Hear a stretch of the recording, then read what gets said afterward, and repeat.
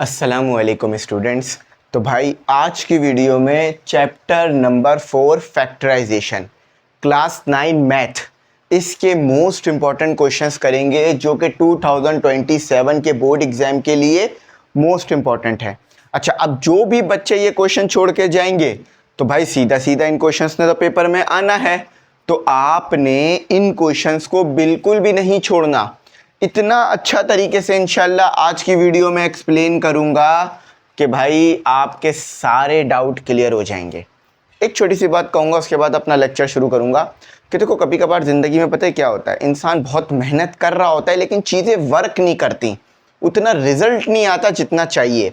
तो इसका मतलब ये नहीं है कि मेहनत करना छोड़ दो, इसका मतलब ये है कि आप या तो मेहनत ज़्यादा कर दो या कुछ ऐसी नई चीज़ें लाओ, ऐसा कुछ नया करो कि जिससे आपकी मेहनत और जो आप रिजल्ट चाह रहे हो वो आए। तो आज की वीडियो आपने किसी भी कोचिंग से ABCD कोचिंग आपने पूरा ये चैप्टर पढ़ लिया, समझ नहीं आया हुआ, कॉन्सेप्ट नहीं क्लियर हुआ हुआ, अभी भी डाउट है, तो आज की वीडियो देखने के बाद ये सारा डाउट निकल जाएगा और जब उस कोचिंग का टेस्ट होगा तो आपके पूरे नंबर आएंगे। सही है, चलो स्टार्ट करते हैं। अच्छा, एक और चीज़ बता दूं कि भाई देखो हमारे स्टूडेंट पोर्टल में आप इनरोल करें। स्टूडेंट पोर्टल में आपको जो है वो guest paper, notes, MCQs book, तमाम चीज़ें जो है वो मिलेंगी।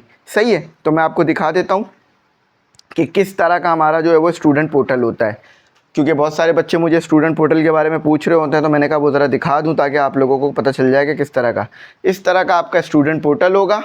ठीक है, इस स्टूडेंट पोर्टल पर आपको live class, lectures, my course, test, exam और ये ठीक है देखो MCQs, सॉरी आपको आपके गेस्ट पेपर का सॉल्व सारी चीज़ें मिल जाएंगी। ठीक है, हर क्लासेस का मटेरियल हमारे पास मौजूद है, तो आप जल्द से जल्द हमारा बैच इनरोल करो। फीस पूरे साल के लिए 5,000 है, याद रखना पूरे साल के लिए कितनी है, जस्ट 5,000। ठीक है, चलो स्टार्ट करते हैं। Find the factor by using factor theorem. ठीक है, यहाँ पर हम साइंथेटिक डिवीजन वाला मेथड यूज़ करेंगे। अब साइंथेटिक डिवीजन क्या होता है मैं आपको बताता हूँ, परेशान नहीं हो। सबसे पहले कॉन्सेप्ट क्लियर करो, उसके बाद चीज़ों को समझेंगे। देखो कॉन्सेप्ट क्या है, क्योंकि कॉन्सेप्ट क्लियर होगा तो सारी बात समझ आएगी। आपको ना ये इस तरह दिया हुआ, याद रखना जब इक्वल टू नहीं हो तो इसे क्या कहेंगे, एक्सप्रेशन। जब इक्वल टू लगा हुआ हो तो क्या बन जाएगी, इक्वेशन। सही है, तो अभी ये इक्वल टू नहीं है तो क्या क्या है ये आपके पास, एक्सप्रेशन। इक्वेशन ये नहीं है। सही है। अच्छा, अब देखो वो कह रहे हैं कि फैक्टर का मतलब होता है तोड़ना, जैसे किसी का दिल टूट जाता है ना, उसी तरह से फैक्टर का मतलब क्या होता है, तोड़ना। इस फॉर्म में है ना, इस फॉर्म में लेकर आ जाओ, यानी देखो तोड़कर, ये इस तरह से लिखा हुआ है ना, x³ - x² + x - 1, इसको तोड़कर क्या कर तोड़कर इस फॉर्म में ले आओ, फैक्टर कर क्या कर फैक्टर कर फैक्टर्स नहीं है, फैक्टर कर इस फॉर्म में ले आओ, ब्रैकेट फॉर्म में ले आओ। देखो ये कितना बड़ा बड़ा लिखा हुआ है, ये देखो कितना छोटा सा लिख दिया। अब ये तोड़ेंगे कैसे, इसे फैक्टर करेंगे कैसे, इसको देखते हैं। यहां पर हम यूज करेंगे साइंथेटिक डिवीजन।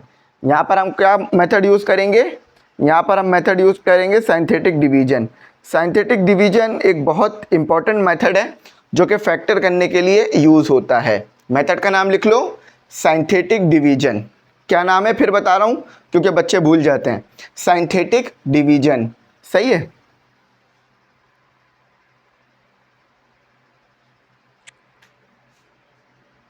मैं स्पेलिंग वगैरह आपके सामने लिख देता हूं ताकि आपको ना ये याद रहे।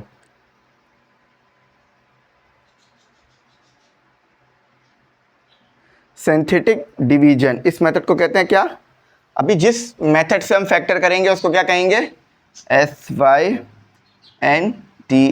Synthetic division. इसको याद रखना, जिंदगी भर हमेशा काम आएगा आपके लिए। ठीक है, ठीक है, सिंथेटिक डिवीजन। अब देखो ये डिवीजन करते कैसे हैं। सबसे पहला स्टेप, ठीक है, स्टेप 1, इस पूरी चीज को इक्वल टू 0 करना है। सबसे पहला स्टेप क्या है, इस पूरी चीज को इक्वल टू 0 करना है। सबसे पहला स्टेप याद रखो, देखो परेशान नहीं हो, परेशान होगे तो कोई भी आंसर आपको नहीं मिलेगा, कभी भी समझ नहीं आएगा। सबसे पहला स्टेप है कि इस पूरी चीज को 0 करना है। तो इसके लिए हमें क्या करना पड़ेगा, x की कोई वैल्यू सपोज करनी पड़ेगी। स्टेप 1 कर रहा हूं, सपोज x वैल्यू, x की कोई वैल्यू ऐसी रखो कि ये पूरी चीज 0 हो जाए। x इक्वल टू 1 रख लेते हैं। देखो 1 भी हो सकता है, -1 भी हो सकता है, 0 नहीं रख सकते। देखो यहाँ 0 रख दिया, यहाँ 0 रख दिया, यहाँ 0, -1 बच जाएगा, है ना। तो 1 भी हो सकता है, -1, 2, -2, 3, -3 कुछ भी हो सकता है, मगर ये वाला सवाल हमारा 1 से हो जाएगा।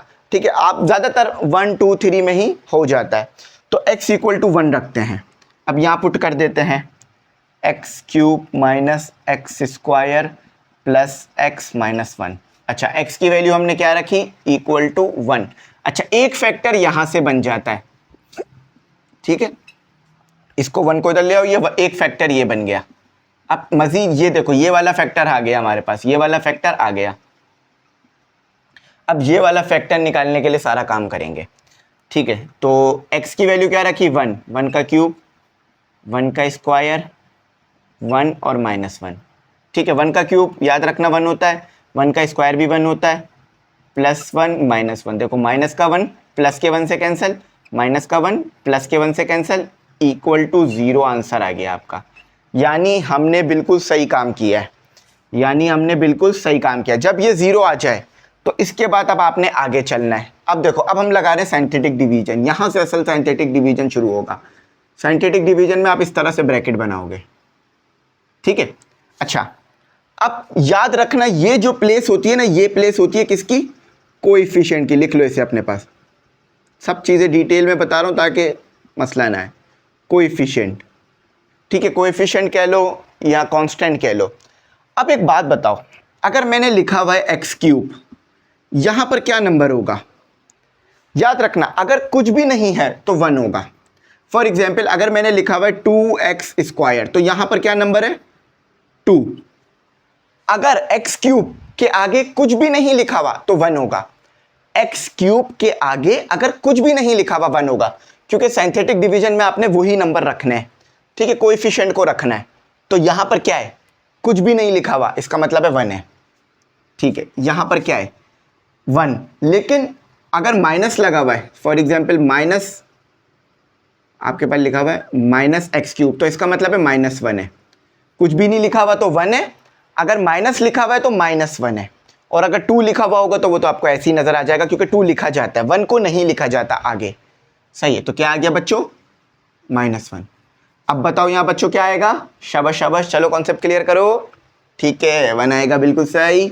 अच्छा, यहाँ तो ऑलरेडी -1 लिखा हुआ है, तो -1 को एज इट इज लिख दूंगा मैं। यहाँ तक क्लियर हो गया। अब आपने ये क्या लिया था, x इक्वल टू 1, 1 यहाँ आ जाएगा। x इक्वल टू 1 लिया था ना आपने, तो वो 1 यहाँ आ जाएगा। अच्छा, अब देखो क्या करना है, सिंपल है, इस 1 को एज इट इज यहीं उतार दो, यहाँ जो भी नंबर होगा एज इट इज उतार देना। सही है। अब इसको और इसको मल्टीप्लाई करा दो, 1 मल्टीप्लाई बाय 1 क्या आएगा बच्चों, बताओ, 1 आएगा, शाबाश। अब इन दोनों को माइनस प्लस कर दो। अब ये क्या हो रहा है, माइनस हो रहा है, तो -1 + 1 0। अब देखो जरा समझना मैंने किया क्या, ये वाला 1 था, एज इट इज यहां उतार दिया, कोई रॉकेट साइंस नहीं। ये वाला 1 इस वाले 1 से मल्टीप्लाई कराकर यहां लिख दिया। सही है। अब इन दोनों को आपस में माइनस प्लस कर दिया, तो अभी माइनस हो रहे हैं। अब अगेन 1 को 0 से मल्टीप्लाई कराओ, 0 आ गया। ये वाला 1 इस वाले 1 से क्या होगा, प्लस। देखो माइनस होगा तो माइनस हो जाएगा, प्लस होगा तो प्लस हो जाएगा, तो प्लस करेंगे तो 1 आ जाएगा। +1 + 0, 1 + 0 1 आता है, 1 मल्टीप्लाई बाय 1, 1 आ गया। -1 + 1 कैंसिल। यहां पर आपका जो रिमाइंडर है या रिमाइंडर है, जो r है, वो 0 आना चाहिए हमेशा। r क्या आना चाहिए, 0 आना चाहिए। यहां तक सारा डाउट क्लियर हो गया। अच्छा, अब याद रखना, ये a की वैल्यू आ गई जो कि 1 है, ये b की वैल्यू आ गई जो कि 0 है, ये c की वैल्यू आ गई जो कि 1 है। अब यहां पर क्वाड्रेटिक फॉर्मूला लगाओ,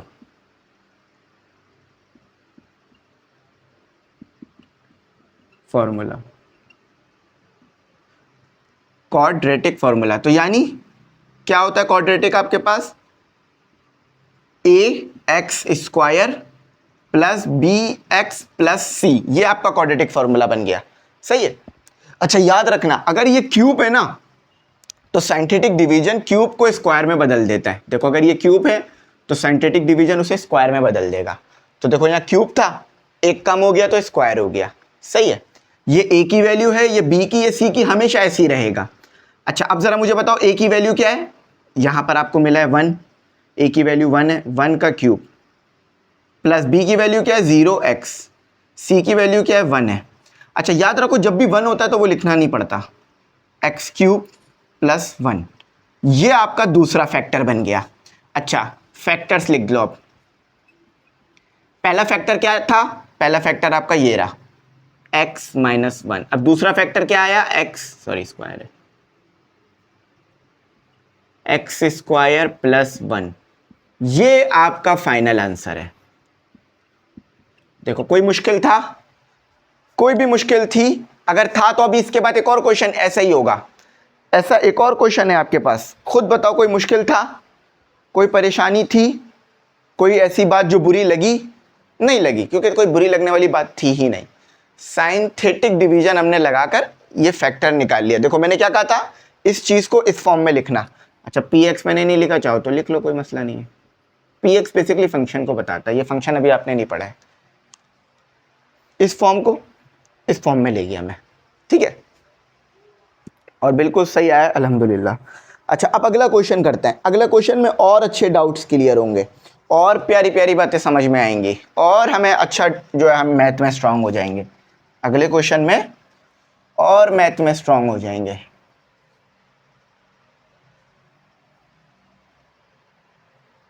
अच्छा अब आ जाओ अगला क्वेश्चन करते हैं। ये क्वेश्चन सन 2022 में आ चुका है, आपको वैसा ही लिखिएगा जैसा ये वाला है, लेकिन ये अलग है। X cube minus x square minus x plus 1।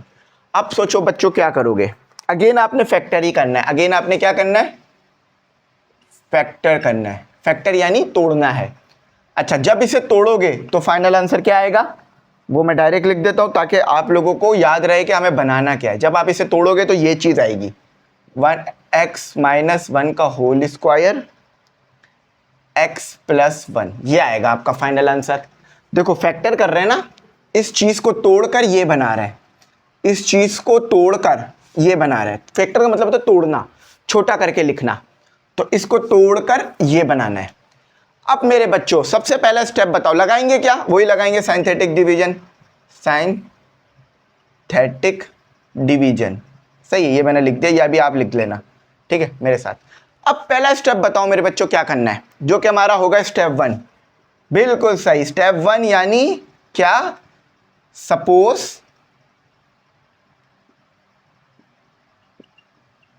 Value, suppose x value, x की वैल्यू हमें सपोज करनी है। अब यहां मैं एक्स की क्या वैल्यू रखूं, 1 या -1, 2 या -2, क्या रखूं बेटा, सोचो जरा कि यहां मैं ऐसा क्या रखूं कि ये सब 0 हो जाए। अगेन x इक्वल टू 1 रख लेते हैं, पुट अबव।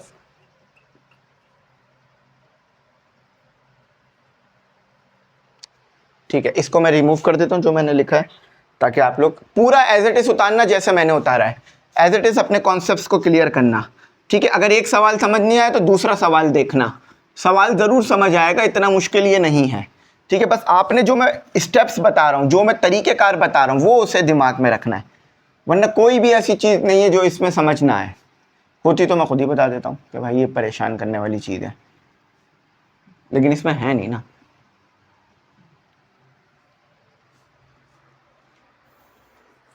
अच्छा, अब x की वैल्यू को यहाँ पुट कर लेते हैं, x cube minus x square minus x plus 1। X की वैल्यू क्या है 1, तो 1 का क्यूब माइनस 1 का स्क्वायर माइनस 1 प्लस 1। 1 का क्यूब हमेशा याद रखना 1 ही होता है, 1 का क्यूब करो स्क्वायर करो कुछ भी करो 1 ही आएगा। 1 1 1, देखो -1 +1 से कैंसिल, -1 +1 से कैंसिल, कैलकुलेटर से भी कर सकते हैं, कोई मसले वाली बात नहीं होगी। तो 0 आ गया मेरे पास, यानी इसका मतलब है हम आगे चल सकते हैं। एक फैक्टर हमारे पास क्या आ गया, x माइनस 1 इक्वल टू 0, ये एक फैक्टर आ गया मेरे पास, ठीक है, ये फैक्टर 1 आ गया। ये भी लिख सकते हो फैक्टर नंबर 1 आ गया आपके पास, यानी ये चीज तो आपके पास आ गई। एक मिनट, हाँ अभी आपका आंसर आ जाएगा, परेशान नहीं हो। एक तो ये आ गया आपके पास, स्क्वायर अभी कैसे आएगा मैं बताता हूँ, आगे सॉल्व करते हैं, स्क्वायर आएगा। अच्छा, अब हमने क्या करना है, अब हमने साइंथेटिक डिवीजन लगानी है। साइंथेटिक डिवीजन लगाने के लिए इस तरह आपने ब्रैकेट करना होता है, ठीक है, अच्छा सा साफ सुथरा ब्रैकेट करना होता है। अच्छा, अब मेरे बच्चों जरा इधर देखो, यहां पर क्या है, कुछ भी नहीं है, तो यानी 1 होगा, है ना। यहां पर मेरे बच्चों क्या है, 1 है, लेकिन माइनस भी लगा हुआ है, इसका मतलब है -1। याद रखना हमेशा एक्स स्क्वायर, अगर यहां कुछ भी नहीं है तो इसका मतलब क्या है, 1 है। अगर माइनस लगा हुआ है तो माइनस भी आ जाएगा, और अगर माइनस नहीं लगा हुआ तो जस्ट 1 होगा। अगर 3x³ है तो 3 होगा, लेकिन 1 नहीं लिखते हम, इसीलिए नहीं होता। हमें पता होता है कि कुछ नहीं लिखा हुआ तो 1 है। अब यहां पर क्या होगा, यहां भी -1 होगा, यहां पर क्या होगा, यहां पे 1 होगा, सही है। अच्छा, अब मुझे बताओ, x को मैंने किसके बराबर लिया था, 1 के बराबर। अब अगले स्टेप में क्या करना है, ये वाला एज इट इज नीचे उतर जाएगा, इसको इससे मल्टीप्लाई कराकर यहां लिखना है, इन दोनों को माइनस प्लस करना है। अभी क्या हो रहा है, माइनस हो रहा है, तो -1 + 1 0। फिर से समझो, इसको एज इट इज यहां लिख देना है, इसको इससे मल्टीप्लाई कराना है, 1 × 1 = 1 होता है, तो यहां 1 लिख दिया। अच्छा, -1 + 1 = 0, सही है। एक एक स्टेप डिटेल में समझा। अगेन इसको इससे मल्टीप्लाई कराना है, याद रखना इसको नीचे वालों से मल्टीप्लाई कराना।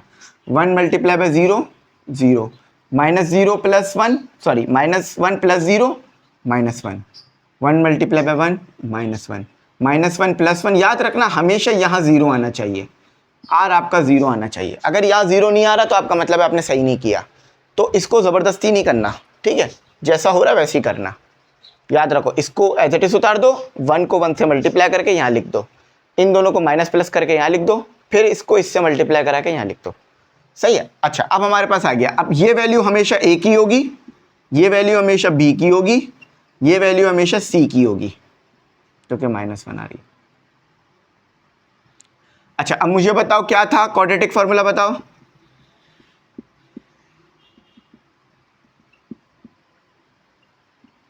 क्या था आपके पास, ax² + bx + c = 0 लिखना चाहो तो लिख सकते हो। अच्छा, a क्या आया बेटा, 1 आया, 1 यहां लिखने की जरूरत नहीं है, हमें पता होता 1 है। b क्या आया, 0 आया। c क्या आया, -1 आया, ठीक है, चाहो तो ऐसे लिख लो, ठीक है। अच्छा, x² -1, सही है, यहां तक क्लियर हो गई बात। अब देखो ये कुछ और बन रहा है, ये कुछ और बन रहा है, परेशान नहीं हो, ये आपका फाइनल हो गया। अच्छा, अब दोनों फैक्टर को मिला लो, फैक्टर्स, दोनों फैक्टर्स जो आपने निकाले, एक ये आ गया, एक फैक्टर ये आ गया, ये फैक्टर नंबर 2 है, फैक्टर्स। तो एक आपका आया x - 1 और एक आपका आया x² -1। अच्छा, अब देखो यहाँ एक छोटा सा फॉर्मूला लग रहा है, ये हो गया है, पर यहाँ भी छोड़ दोगे तो पूरे नंबर मिलेंगे, मगर एक छोटा सा फॉर्मूला लग रहा है, याद रखना x² -1 किसके बराबर होता है, x - 1 और x + 1 के। x² -1 किसके बराबर होता है, x - 1 x + 1। अब जरा एक बात देखना, ये बना कैसे, a² - b², याद है, देखो 1 पे आप स्क्वायर ले लो, ठीक है, 1 पे 1 = 1², ये हमें पता है कि 1 का स्क्वायर 1 होता है, तो किसके बराबर हो गया, a - b और a + b। जरा समझो बच्चों, a² यानी x² माइनस b² यानी 1 का स्क्वायर। अब देखो a - b x - 1 यानी x आ गया, फिर माइनस आ गया, a + b, a आ गया और b, यानी ये दोनों सेम है, ये चीज सेम है। अगर a² - b² बराबर हो सकता है a - b a + b, तो x² - 1² किसके बराबर होगा, x - 1 x + 1, सही है। तो अब इसको यहां पुट कर दो, x माइनस वन तो एज इट इज आ गया, इसकी जगह पे क्या आ जाएगा, इसकी जगह पे x माइनस वन और x प्लस वन। देखो ये चीज़ इसके बराबर है ना, देखो ये चीज़ और ये चीज़ सेम है, तो ये चीज़ इसके बराबर है। देखो एक बात समझना, ये दोनों बराबर हैं। कैसे बराबर है, ये चीज़ X square minus one, X square minus one. अब हमें पता है एक्स स्क्वायर माइनस वन किसके बराबर है, इसके बराबर है, एक्स माइनस वन। तो एक्स स्क्वायर माइनस वन की जगह क्या पुट कर दूंगा, x minus one X plus one. फिर समझना, असल में देखो सारी चीज़ें लिखी हुई हैं, बस एक्सप्लेन अच्छी तरह करना है मुझे। X square minus one, X square minus one. For example आपका एक दोस्त है, ए दोस्त, और आपका बी दोस्त है, दोनों का वजन सेम है, तो आपको सेम वजन के लोग चाहिए, तो आप चाहो तो ए को उठाओ या बी को उठाओ, है ना। तो इसी तरह से एक्स स्क्वायर माइनस वन, ये भी एक्स स्क्वायर माइनस वन। समझ लो ये आपका ए दोस्त है, समझ लो ये आपका बी दोस्त है, तो ये चीज इसके बराबर है। तो मैंने क्या किया, एक्स माइनस वन, ये तो एज इट इज लिखा रहा, एक्स स्क्वायर माइनस वन किसके बराबर है, X minus one X plus one, तो X minus one X plus one. X minus one किसके बराबर होता है, एक्स माइनस वन का होल स्क्वायर, ठीक है, एक्स प्लस वन। देखो समझना, ए मल्टीप्लाई बाय ए, इसमें क्या करेंगे, बेसिस सेम है, पावर ऐड हो जाएंगी, वन प्लस वन, इस पे भी वन है इस पे भी वन है, तो कितना हो जाएगा, ए का स्क्वायर। देखो यहाँ भी यही था, एक्स माइनस वन मल्टीप्लाई हो रहा है एक्स माइनस वन से, तो क्या हो जाएगा, एक्स माइनस वन का होल स्क्वायर। दो थे ना, तो इसलिए एक्स माइनस वन को एक बार लिख लिया और स्क्वायर कर दिया। ये आपका फाइनल आंसर है। देखो यही चीज बनानी थी, देखा, कुछ ही क्वेश्चन है इस बुक में जो आपको समझना है, बाकी सारी चीजें तो आसानी से क्लियर हो जाती हैं। और वैसे भी मैंने पूरा सोल्यूशन आपके सामने लिख रहा हूँ, तो अगर आप इस सोल्यूशन को भी अच्छी तरीके से वॉच कर लेते हैं तो मुझे नहीं लगता कि आपको परेशानी फेस करनी पड़ेगी आगे आने वाले सवालों में। अगला क्वेश्चन करते हैं।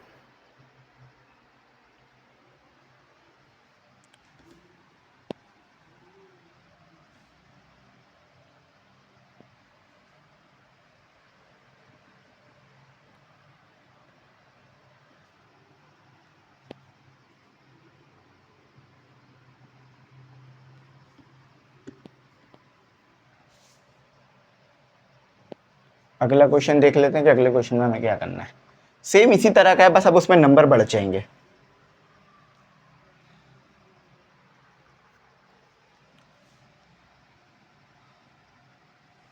अच्छा अगला क्वेश्चन क्या है हमारे पास, जो कि 2 है।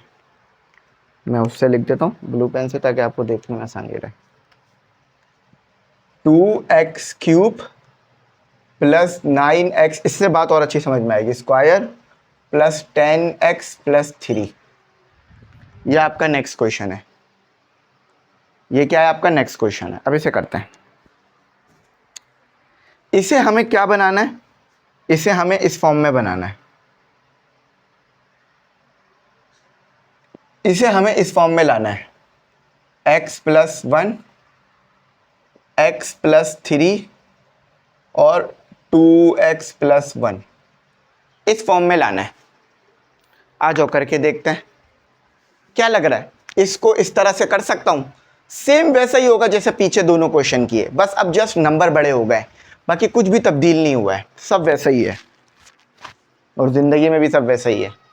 अच्छा सोल्यूशन करते हैं। अगेन मैं क्या लगाऊंगा, साइंथेटिक डिवीजन। अब ये साइंथेटिक डिवीजन आपको करनी आती है। अब x की वैल्यू ऐसी रखनी है कि ये सब जीरो हो जाए, x की वैल्यू ऐसी रखनी है कि ये सब जीरो हो जाए। तो देख लेते हैं हम x क्या रख सकते हैं। अच्छा अगर मैं x को 1 रखूं, 1 रखने पे -1 रख के देखते हैं। आप 1 रख के भी चेक कर सकते हो, मैं डायरेक्ट वही नंबर रख रहा हूं जिस पे 0 हो जाएगा। -1 रखते हैं, x इक्वल टू -1। तो सबसे पहला स्टेप क्या था, सपोज x वैल्यू, x की वैल्यू सपोज करते हैं जो कि मैं ले रहा हूं -1। एक फैक्टर आपका क्या आ गया, इसको इधर ले जाओ, +1 इक्वल टू 0। यह आपका आ गया फैक्टर फैक्टर नंबर 1। सही है मेरे बच्चों? ठीक है, अब देखो आगे क्या करना है, इसको उठा के लिख लो 2x³ plus 9x² plus 10x+3। सही है। अब x की वैल्यू मुझे बताओ क्या आएगी। x की वैल्यू -1, -1³ प्लस 9 -1 प्लस जहाँ जहाँ x है वहाँ -1 3। हमेशा याद रखना, अगर कभी भी x या कोई भी चीज़ किसी चीज़ के बराबर दी हुई है वो पुट कर दो। जैसे x = -1 दिया हुआ था तो मैंने x = -1 पुट कर दिया। अच्छा, तो कितना याद रखना, माइनस का साइन खत्म नहीं होता अगर पावर ऑड है। ऑड नंबर क्या होते हैं? 3, 5, 1 भी होता है, 1, 7। अगर ये ऑड नंबर है तो माइनस का साइन खत्म नहीं होगा। अगर इवन नंबर है जैसे 2, 4, 6, 8 तो माइनस का साइन खत्म हो जाएगा। अब यहाँ ऑड नंबर है यानी माइनस का साइन खत्म नहीं होगा, तो -2 हो गया। यहाँ इवन नंबर है तो माइनस का साइन खत्म हो जाएगा। ठीक है, माइनस प्लस -3, तो ये कितना हो गया 7 प्लस का 7, सॉरी 9 ही लिख दिया, प्लस लगाने की ज़रूरत नहीं। माइनस प्लस माइनस, बड़ा साइन माइनस का है तो -7, -7 प्लस 7 = 0। यानी एक काम तो हमने बिल्कुल ठीक कर लिया, यानी हमारा 0 तो बन गया। अच्छा, अब आगे चलते हैं। अब साइंथेटिक डिवीजन लगाते हैं इसके ऊपर, जैसे पीछे करा सवालों में। अच्छा, तो ये क्या हो गया हमारे पास, इस तरह से ब्रैकेट बनेगा।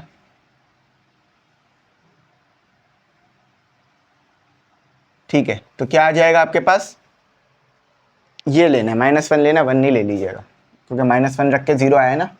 अच्छा, अब कोएफिशिएंट क्या है, यहाँ पर जो नंबर मौजूद है वो लिख लो, यहाँ पर, यहाँ पर, यहाँ पर, यहाँ पर।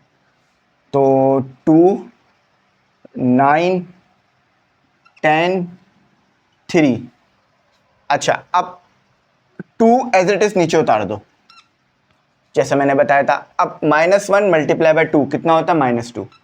इन दोनों को माइनस कर दो। +9 - 2 कितना होता है, 7, प्लस का 7 क्योंकि साइन 9 की बड़ी है। देखो 9 - 2 तो 7, प्लस का क्यों ले रहा हूँ, क्योंकि साइन 9 की बड़ी है। अच्छा, -1 × 7 तो -7। अच्छा, अब अगेन आ जाएगा 3, -1 × 3 -3, माइनस प्लस 0 आ जाएगा, -3 + 3 0 बचेगा। देखो अगेन आपका वही काम हो गया जो पीछे किया था। a = 2, b = 7, c = 3। सही है। अच्छा, अब क्वाड्रेटिक लगाओ।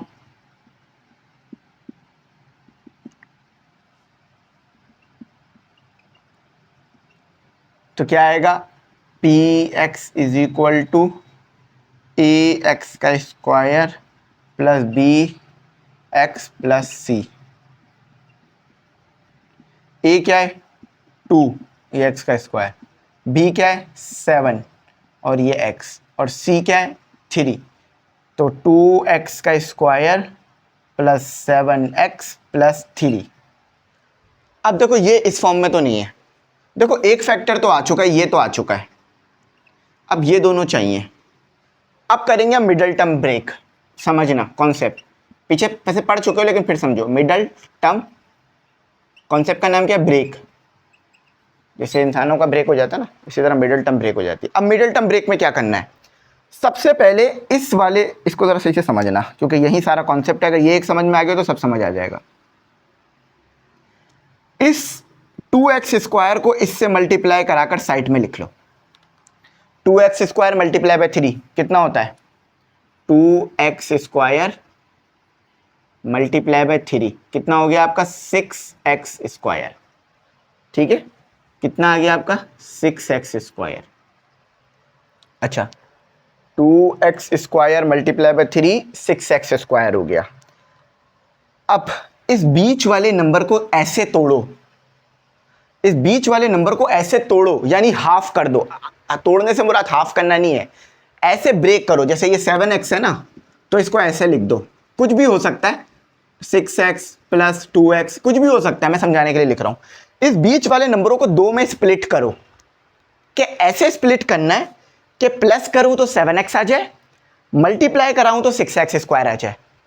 देखो कैसे, 2x स्क्वायर, इस बीच वाले नंबर को दो नंबरों में ब्रेक कर दो, जैसे plus 6x plus x plus 3। देखो बीच वाले नंबर को, ये 7x है, याद रखना। अब देख लेते हैं कि 7x मल्टीप्लाई बाय 6, 7x किसके बराबर होगा, दोबारा इन दोनों को ऐड कर दो तो दोबारा 7x हो जाएगा, नहीं हमने सही किया है। अच्छा अब 6x और 1 को प्लस करते हैं, 6x और x को, तो 7x आ जाएगा, है ना। 6x और x को मल्टीप्लाई करते हैं तो 6x स्क्वायर आ जाएगा, यानी हमने सही ब्रेक किया। फिर समझाता हूं, जिस बच्चे को नहीं समझ आई फिर समझाता हूं, क्योंकि यही बच्चा फंसता है। सबसे पहले देखो ये चीज आ गई, इतना तो समझ आ गया ना, कोई मुश्किल नहीं है, ठीक है। अगला स्टेप, पहले वाले नंबर को लास्ट वाले नंबर के साथ मल्टीप्लाई करा दो। पहला वाला नंबर क्या है, 2x square, 2x square multiply 3, 6x square. ये वाला स्टेप सबका क्लियर हो गया। अब बीच वाले नंबर को दो नंबरों में तोड़ो, बीच वाले नंबरों को दो नंबरों में तोड़ो, कि प्लस करूं तो ये आ जाए 7x आ जाए, मल्टीप्लाई करूं उन दोनों नंबरों को। देखो अगर मैंने प्लस किया तो क्या आया मेरे पास, 7x, सही है।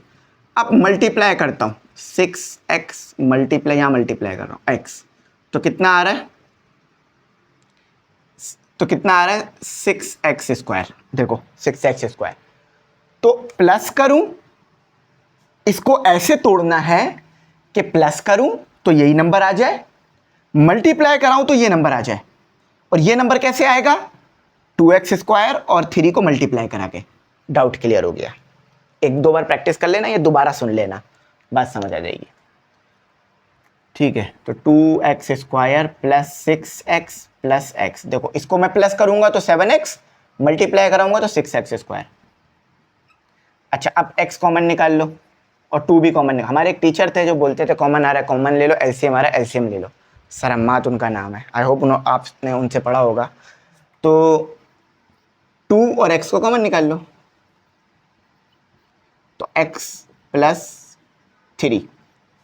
अच्छा अब यहां से 1 कॉमन निकाल लो, x प्लस 3। देखो यहां से 2 और x को कॉमन निकाला तो x बच जाएगा, है ना। दोबारा मल्टीप्लाई कराओ तो 2 आ जाएगा, x और x, x multiply by x, तो कितना होता है x स्क्वायर, है ना।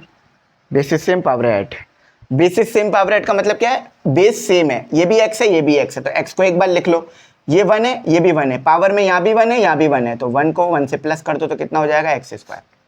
ठीक है, यहां से कुछ भी कॉमन नहीं निकल रहा था, 1 कॉमन निकाल लिया। बहुत डिटेल में समझा रहा हूं मैं आप लोगों को।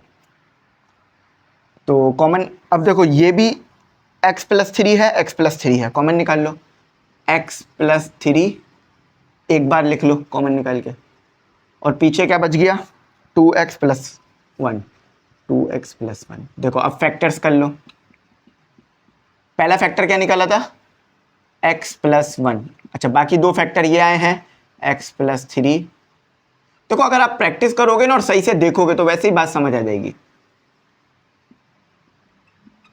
आंसर देखो यही चाहिए था, x plus 1 x plus 1 x plus 3 x plus 3, 2x plus 1। देखो अब आपके सामने पूरी सिंथेटिक डिवीजन मौजूद है। तो वही अगेन है, अगर आपने अच्छी तरीके से देखा तो आपको ऐसा कोई नहीं है कि समझ नहीं आए, ऐसा हो ही नहीं सकता कि आपको समझ ना आए।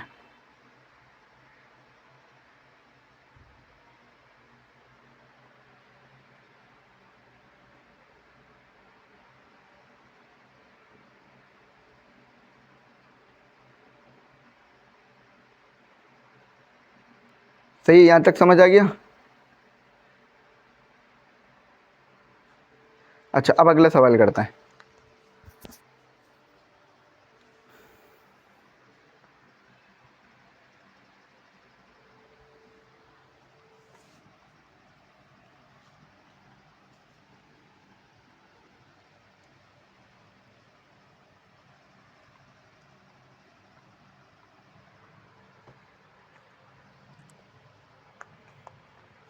अच्छा अब हमारा इसी का पार्ट 3 है, 2 करें ना 3 है, x cube plus 12 x square plus 44x plus 48, ये हमारा सवाल है। अब देखो ज़रा सोल्यूशन अगेन इसी तरीके से होगा जिस तरह से हमने सारे क्वेश्चन करें, कोई नई रॉकेट साइंस इसमें अप्लाई नहीं होगी, वही साइंस अप्लाई होगी जो अब तक हम परफॉर्म करते आ रहे हैं। जहाँ कुछ नया होगा वहाँ मैं ज़रूर आपको बताऊंगा, परेशान होने वाली बात ही नहीं है।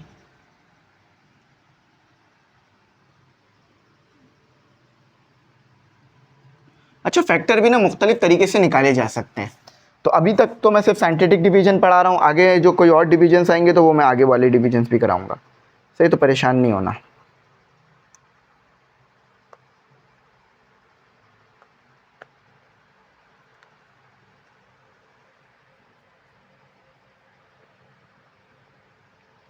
अच्छा इसका जो आंसर आएगा ना वो ये आएगा, इसका फैक्टर जब आप निकालोगे तो वो ये आएगा, थोड़ा बड़ा नंबर है लेकिन x प्लस 2 x प्लस 6 और x प्लस 4, ये आएगा। आ जाओ करते हैं। अच्छा अगेन वही काम करना है जो पीछे से करते आ रहे हैं, साइन थेटिक डिवीजन, साइंथेटिक डिवीजन करना है, साइंथेटिक डिवीजन।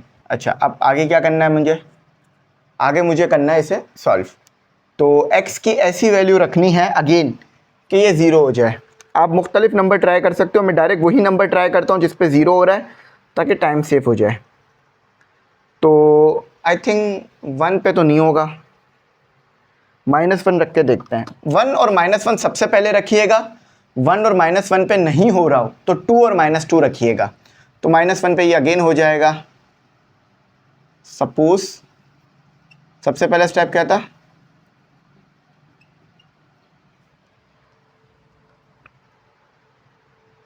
सबसे पहला स्टेप क्या था, सपोज x,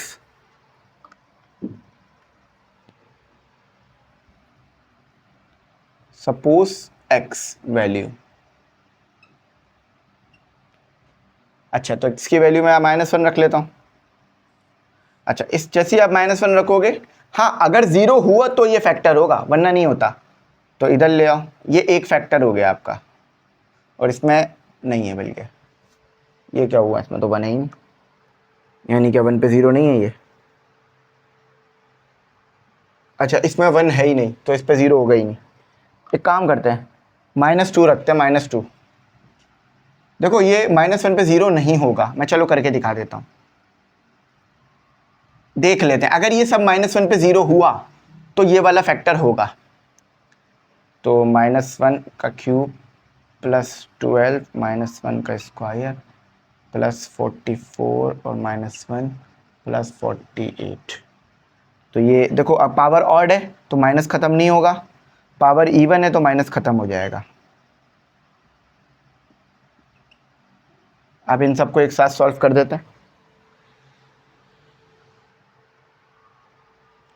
-1 प्लस 12 -44 प्लस 48, तो ये बच रहा है 15, यानी ये रॉन्ग है, ये फैक्टर नहीं है, रॉन्ग, ये फैक्टर नहीं है। और यहाँ भी देखो नहीं है, तो अब 0 तो नहीं हुआ, अब अगेन ट्राई करते हैं। ये मैंने इसलिए कराया ताकि आप कंफ्यूज ना हो कि यार कभी अगर 0 नहीं आ रहा हो तो 0 बनाना है, ठीक है, और बनाना ऐसे कि वो सही तरीके से बने, ज़बरदस्ती नहीं बना देना। x = -2 रख लेते हैं, तो अब देखते हैं ये फैक्टर है या नहीं है, और इस पे ये हो जाएगा। अच्छा अब रख लेते हैं x³ plus 12x square plus 44x plus 48, x³ यानी -2 का क्यूब प्लस 12 और -2 का स्क्वायर प्लस 44 और -2 प्लस 48। देखो -3 2 की पावर 3 कितना होता है, 8। अच्छा प्लस 2 का स्क्वायर कितना होता है 4, 4 मल्टीप्लाई बाय 12 कितना हो जाएगा 4 मल्टीप्लाई बाय 12 आपके पास हो जाएगा 48। सही है। अच्छा माइनस माइनस प्लस हो गया 44 मल्टीप्लाई बाय 2, 44 मल्टीप्लाई बाय 2 88 और ये भी हो गया 88, ये माइनस का आएगा। ठीक है। अच्छा अब इसमें से मैं माइनस कर लेता हूँ 8 तो कितना आ जाएगा 40 आ जाएगा। 40 माइनस 88 प्लस 48, 40 प्लस 48 तो कितना आ जाएगा 88, 88 माइनस 88 इक्वल टू 0, यानी ये वाला फैक्टर है। ये पहला फैक्टर हमें मिल गया, इस पे 0 नहीं आया वरना वो वाला फैक्टर होता।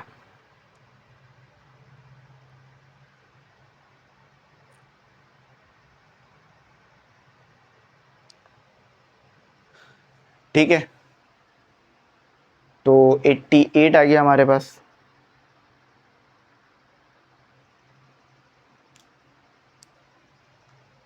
याद रखना, अगर ये कंफ्यूज हो रहे हो तो मैं ये बता देता हूँ, -2 का स्क्वायर कितना होता है 4, तो 12 मल्टीप्लाई बाय 4 48 होता है।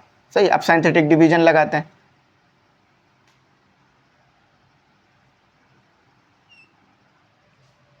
अच्छा अब x के साथ यहाँ कुछ नहीं तो 1 होगा, एक्स स्क्वायर के साथ 12 हो गया, 44 हो गया और 48 हो गया। अच्छा अब कितने पे आपने 0 निकाला था वो रख दो। आपने 0 निकाला था -2 पे, तो -2 रख दो, तो 1 एज इट इज आ गया। -2 मल्टीप्लाई बाय 1 कितना होता है -2।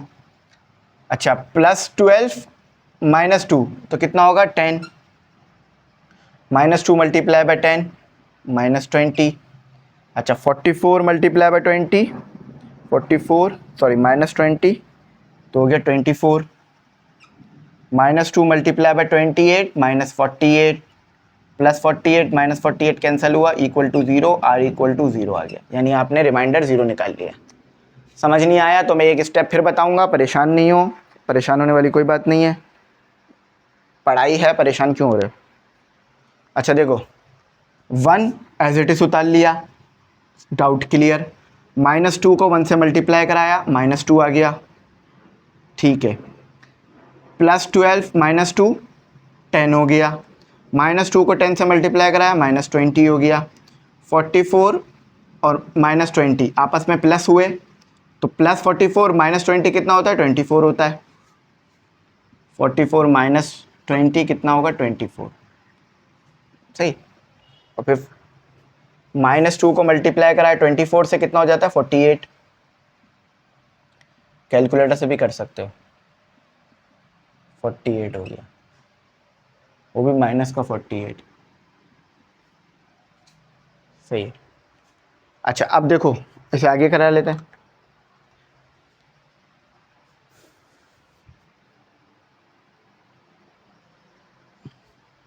वीडियो थोड़ी लंबी होगी लेकिन सवाल एक्सप्लेन हो जाएंगे। अच्छा अब इसे आगे कर लेते हैं, तो हमारा कितना आ गया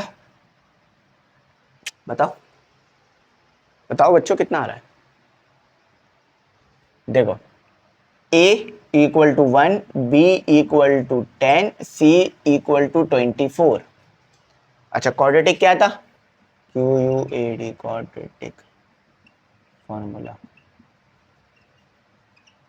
के e का X square plus B Y plus C equal to P X लिख लो या क्वाड्रेटिक लिख लो, एक ही बात है। अच्छा ए कितना आया 1, बी कितना आया 10 और वो भी x, और प्लस सी कितना आया 24। अब देखो ये चीज़ तो नहीं बनी, ये तो आ गया, ये नहीं बन रहा। अब अगेन मिडिल टर्म ब्रेक करते हैं। सबसे पहला काम क्या है, मिडिल टर्म ब्रेक करने में सबसे पहला काम क्या होता है कि इसको यहाँ पे मल्टीप्लाई करा के लिख लो 24x स्क्वायर। एक्स स्क्वायर को मल्टीप्लाई कराया 24 से तो कितना आएगा 24 मल्टीप्लाई एक्स स्क्वायर तो कितना आएगा 24x स्क्वायर, सही है। अब इस बीच वाले नंबर को ऐसे तोड़ो कि प्लस करो तो 10x आ जाए मल्टीप्लाई कराओ तो 24x आ जाए, हमें खुद समझ में आ रहा है कि x square plus 6x plus 4x plus 24, plus करो 6x और 10x को, सॉरी 6x और 4x को, 10x आ जाएगा, सही तोड़ा यानी। इन दोनों को मल्टीप्लाई कराओ 24x आ जाएगा, यानी सही काम किया। यहाँ से x कॉमन निकाल लो क्योंकि x दोनों में है, तो x प्लस 6 आ गया। यहाँ से एक x कम हो गया, यहाँ से x चला गया बाहर। अच्छा, यहाँ से 4 कॉमन निकाल लो तो कितना आ जाएगा, x प्लस 6। देखो 4 कॉमन निकाला तो यहाँ बाहर आ गया, और इससे 4 डिवाइड करा दो क्योंकि कॉमन निकल गया है, तो 24 डिवाइडेड बाय 4 6 बचता है। देखो परेशान नहीं हो, ज़रा परेशान हो रहे होगे, मैं ज़रा फिर से बता देता हूँ। जो चीज़ कॉमन निकाल लो ना वो डिवाइड करा दो, सही है। x कॉमन निकाल लो ना तो x स्क्वायर को डिवाइड करा दो, x कॉमन निकाल लो ना तो x को डिवाइड करा दो, 4 कॉमन निकाल लो ना तो 4 को डिवाइड करा दो। ये लो, ये हम डायरेक्ट कर लेते हैं क्योंकि हमें पता होता है। तो एक x से एक x कैंसिल हो गया, एक x से एक x कैंसिल हो गया, एक 4 से एक 4 कैंसिल हो गया। ये 1 पर आता है, ये 6 पर आता है। बस यही काम मैंने डायरेक्ट कर दिया था, इस स्टेप को हटा दिया था कि ये x बाहर निकल गया तो यहाँ एक कम हो गया, यहाँ पर एक भी नहीं रहा। ये 4 बाहर निकला तो यहाँ सिर्फ x रह गया, और 4 को 24 से डिवाइड करा दो तो 6 आ जाएगा। अच्छा, x प्लस 6, x प्लस 6 दो बार हैं, एक बार लिख लो, और x प्लस 4, देखो x प्लस 6, x प्लस 6 बाहर आ गया, x प्लस 4 ये आ गया। अच्छा, दूसरा फैक्टर्स लिख लो दोनों एक साथ मिला के। पहला फैक्टर क्या निकाला था, x प्लस 2, और बाकी अभी दो कितना है, x प्लस 6 और x प्लस 4। ये लो, जो देखो यहाँ लिखा हुआ है वही यहाँ लिख दिया मैंने, मतलब मैंने नहीं लिखा, यहाँ पर आ गया। x plus 2, x plus 6, x plus 4, x plus 2, x plus 6, x plus 4, x plus 2, x plus 6, x plus 4।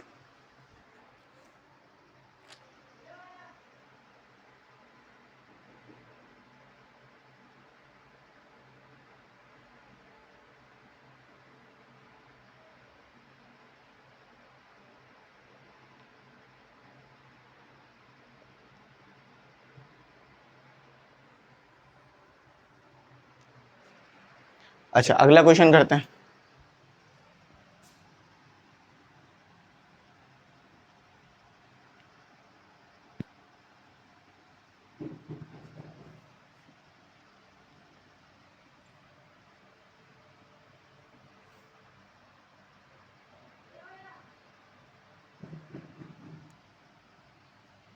चलो,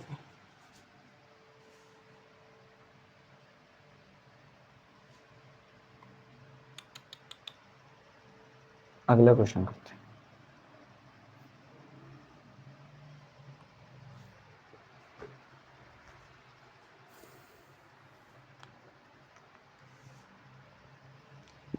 थोड़ा आसान है, अगला क्वेश्चन मुश्किल नहीं है। X cube minus 6x square plus 11x minus 6, ये क्वेश्चन है जो कि आपका अगला क्वेश्चन या नेक्स्ट क्वेश्चन, जो प्यार से बुलाना चाहो आप इसे बुला सकते हो।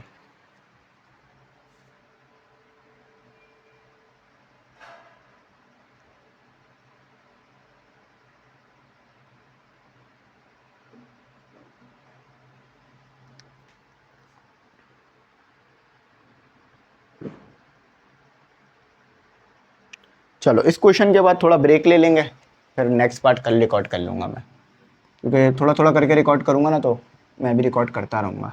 अच्छा, अब अगेन वैसे ही होगा जैसे प्रीवियस क्वेश्चन करते आए हैं, कोई नई तरकीब नहीं लगानी इसमें, जहाँ लगानी होगी वहाँ मैं खुद आपको बताऊँगा सिंथेटिक डिवीजन में। अब x की वैल्यू रखो कि ये 0 हो जाए, तो 1 रख लेते हैं, 1 रख के देखते हैं। 1, एक मिनट, 1 पे यार 0 नज़र नहीं आ रहा होता हुआ, ये तो 0 हो जाएगा, लेकिन बाकी 0 नहीं हो पाएगा।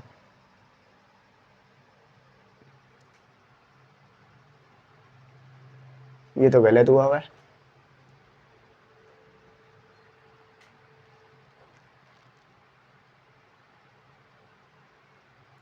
आई थिंक ये 11 नहीं है, ये 1 ही होगा। 1 मिनट,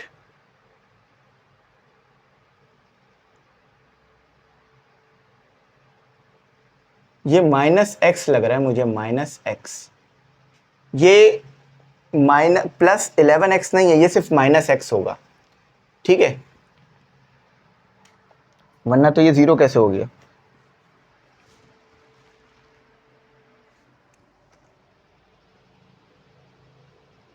अच्छा अच्छा अच्छा, सही है सही है, सॉरी सॉरी सॉरी सॉरी, सही है सही है, सॉरी। क्या था, नहीं सही दिया हुआ है, वो थोड़ा सा मैं कंफ्यूज कर गया था, लेकिन चलो अच्छा है मैंने इसको कंफ्यूज किया तो आपको भी क्लियर हो जाएगा। अभी मैं करके दिखाता हूँ सोल्यूशन। SYN synthetic division. एक बात आप लोगों को बच्चों में कहूँगा कि अक्सर ना कुछ चीज़ें हमें बार बार याद आती हैं और जिससे हमें बड़ी खुशी मिलती है, हम चाहते हैं वो चीज़ हम बार बार करें। फॉर एग्ज़ाम्पल, आप पिकनिक पे गए फिर पूरी फैमिली के साथ, बहुत इन्जॉय किया उस दिन, अच्छा सा खाया पिया, नाश्ता किया, कज़न दोस्त, चाचा चाची, दादा दादी, अम्मी अब्बू, नाना नानी, मामा मामी, पूरी फैमिली मौजूद है आपकी। सब ने बहुत इन्जॉय किया, सी साइड देखा और बहुत घूमे फिरे, बहुत मज़ा आया। अब 1 दिन बाद 2 दिन बाद आपको बोरियत फील होगी, वही सब टाइम याद आएगा कि यार कितना मज़ा किया था। आप उदास हो जाओगे वो टाइम सोचकर कि यार हमने इतना अच्छा टाइम गुजारा था, अब वो टाइम गुजर गया। तो यार देखो, ज़िंदगी का नाम गुजरना है, ज़िंदगी का नाम बीत जाना है। मैं समझता हूँ ज़िंदगी का मतलब है गुजर जाना, इससे ज़्यादा और कोई मतलब मुझे नज़र नहीं आता अमूमन आज के टाइम पे। कि मैंने जब भी देखा तो इंसान बड़ी ज़िंदगी में कामयाबी हासिल करता है, बड़ा नाम बनाता है, मर्तबा बनाता है, लेकिन वक्त गुजर जाता है और फिर इंसान चला जाता है। तो ये कि बस अच्छे काम करते रहना चाहिए ज़िंदगी में, क्योंकि हमने गुजर जाना है, चले जाना है, वक्त गुजर जाता है। देखो ना, ईद आती है, रमज़ान आता है, मुहर्रम आता है, रबीउल अव्वल आता है, इसके अलावा 14 अगस्त आती है, बड़े बड़े त्यौहार आते हैं। 1 दिन आते हैं, 3 दिन आते हैं, 1 महीने आते हैं, फिर गुजर जाते हैं। तो सब चीज़ें हमें यही बताती हैं कि हर चीज़ गुजर जाती है, तो खुशी हो या गम हो वो भी गुजर जाता है। तो हमें क्या करना चाहिए, खामोश सब्र करना चाहिए। सब्र जो है ना, हमें बहुत सारी मुश्किलात परेशानी से बचाता है और सब्र इंसान को मजबूत बनाता है। जो इंसान सब्र करता है ना, लोग उसे मजबूत समझते हैं, क्योंकि वो रोता नहीं है किसी के सामने, और कभी किसी के सामने रोना नहीं चाहिए, ठीक है, सिर्फ अल्लाह के सामने रोएं। तो ये इसलिए बता रहा था कि अक्सर बच्चे बेचारे पढ़ाई में दिल नहीं लगता, तो आज पढ़ लो, कल इंशाल्लाह इसका फ़ायदा मिलेगा, ठीक है। अब अगेन वो ये सपोज एक्स वैल्यू, और अपनी ज़िंदगी में खुशियाँ ढूंढो। खुशियाँ ऐसा नहीं है कि आएंगी आपके पास, आपको ढूंढनी पड़ेगी। सिंपल है, जो चीज़ परेशान कर रही है, टेंशन दे रही है, उसको सोचना छोड़ दो। फॉर एग्जाम्पल मेरे को ना, चलो ये तो पढ़ाई है, पढ़ाई के बारे में नहीं सोचोगे तो फिर तो क्या करोगे। फॉर एग्जाम्पल मैंने एक बंदे को 1000 रुपये दिए, मैं, आपके लिए 1000 रुपये एक बड़ी रकम होगी। अब आपको बार बार ख्याल आ रहा है कि यार वो 1000 रुपये लेके भाग तो नहीं जाएगा, कहीं उसने मेरे 1000 रुपये नहीं दिए, कहीं उसने मेरे को सही सामान ला के नहीं दिया। ऐसे करोड़ों सवाल आपके दिमाग में घूमेंगे, क्योंकि हर एक सवाल हो रहा है, आप उसका जवाब ढूंढने की कोशिश कर रहे हो दिमाग में। अब जैसे ही आपके दिमाग में पहला सवाल आया ना, 1000 रुपये दिए हुए, आप बोलो खैर यार कोई बात नहीं, देखा जाएगा जो होगा, बस नहीं सोचो, कुछ और शुरू कर दो। बैठे हुए हो, फ़ौरन शुरू कर दो, कर रहे हो फ़ौरन काम शुरू कर दो, फ़ौरन वो चीज़ें आपके दिमाग से निकल जाएंगी। कभी भी अपने दिमाग को ओवर थिंकिंग में नहीं जाने दो, हमेशा इसे ओवर थिंकिंग से निकालो। कुछ टाइम लगेगा, महीना 2 महीना साल भी लग सकता है, लेकिन एक वक्त ज़रूर आएगा आप ओवर थिंकिंग से निकलकर प्रेजेंट में जीने लग जाओगे। जो ओवर थिंकिंग वाला इंसान होता है ना, वो माजी और फ्यूचर दोनों में जीने की कोशिश करता है। यानी पहले तो उसको दिमाग में ये आता है कि यार मेरे साथ पहले एक बार धोखा हो चुका है, फिर उसको दिमाग में ये आता है कि यार फिर धोखा ना हो जाएगा। यानी एक माजी का सवाल आया और एक फ्यूचर का सवाल आ गया, तो प्रेजेंट तो आपका ज़ाया हो रहा है सारा। तो इसीलिए अगर प्रेजेंट अच्छा बनाओगे तो माजी की गलतियों से सबक सीख लोगे, और अगर प्रेजेंट अच्छा बना लोगे तो फ्यूचर अच्छा हो जाएगा। तो असल जो चीज़ होती है हमारा प्रेजेंट होता है, क्योंकि हम ये अभी जी रहे हैं, अल्लाह ताला ने ये नेमत, ये वक्त हमें अभी दिया हुआ है, तो हम उस बारे में क्यों सोच रहे हैं जो वक्त गुजर गया, और उस बारे में क्यों सोच रहे हैं जो वक्त आएगा। बस ये सोचें कि हमने मेहनत करनी है और हमने अपना टाइम ज़ाया नहीं करना। बस एक टीचर उस्ताद तो होता ही है, साथ में एक मेंटोर भी होता है, माँ बाप की जगह दर्जा दिया जाता है टीचर को। तो टीचर का काम होता है कि वो बच्चों को सिर्फ किताब पे ये एक्स वाई जेड लिख के ना छोड़ के चले जाए, बल्कि ज़िंदगी में जीना भी सिखा के जाए और इन लफ्ज़ों का मतलब बता के जाए। मैं हमेशा से यही करता आया हूँ और इंशाल्लाह जब तक ज़िंदगी है यही करूँगा। साथ साथ ये नहीं है कि पढ़ा नहीं रहा होता, पढ़ा भी रहा होता। अगर मेरी बात से इत्तेफाक हो तो ज़रा कमेंट सेक्शन में ज़रूर बताना। चलो अब x की वैल्यू में रख लेता हूँ 1, तो एक फैक्टर मेरा आ गया -1 इक्वल टू 0, ये मेरा एक फैक्टर आ गया। अच्छा तो क्या आ गया -1, सॉरी 1 रखा था मैंने, 1, ठीक है। तो 1 नहीं, -1 रखना पड़ेगा वरना ये चीज़ 0 नहीं होगी। तो -1, तो ये इधर आके +1 हो जाएगा, -1, ठीक है। अब तो आप लोगों को बहुत अच्छी तरह चीज़ें समझ आ गई होंगी।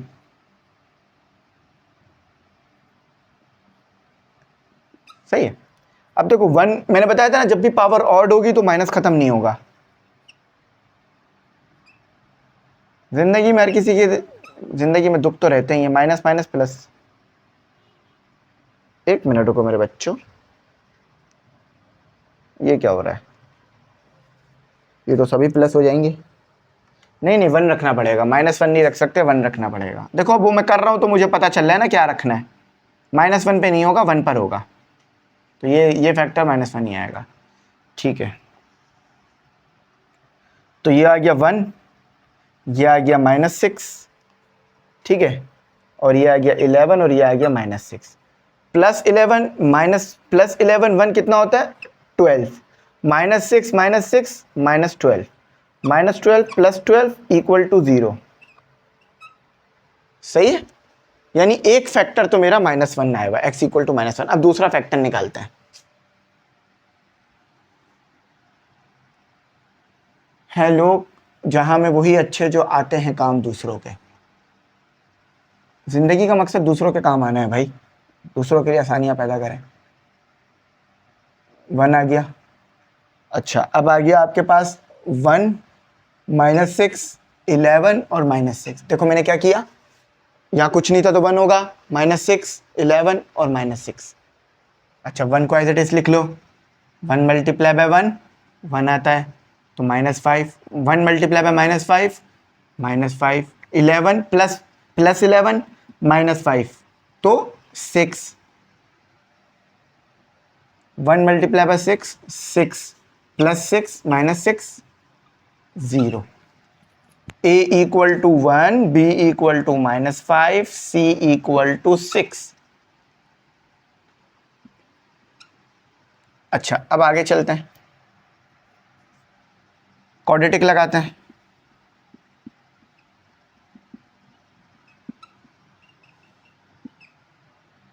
ax² + bx + c, चाहो तो px लिख लो।